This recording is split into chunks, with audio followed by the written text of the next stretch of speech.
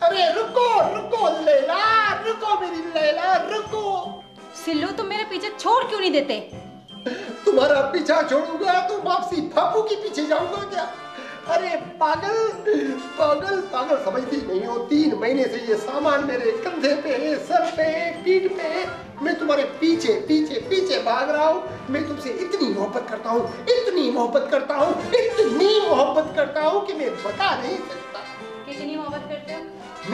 मैं तुमसे इतनी मोहब्बत करता हूँ, इतनी मोहब्बत करता हूँ, मैं जमीन के पत्थर है आसमान में फेंक सकता हूँ, आसमान के तारे तुम्हारे कदमों में ला सकता हूँ। इतनी मोहब्बत करता हूँ कि मैं तुम्हारे लिए झाड़ू लगा सकता हूँ, तुम्हारे लिए खाना पका सकता हूँ, कपड़े धो सकता हूँ, मैं बच्चों को नहला सकता हूँ, मैं बच्चों को खिला सकता हूँ, उनकी वो भी साफ कर सकता हूँ, लेकिन मैं तुमसे बहुत मोहब्बत करता हूँ। तुम मुझे शॉपिंग करवा सकते हो?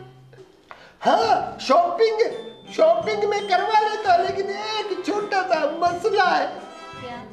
मेरे पास पैसे नहीं है।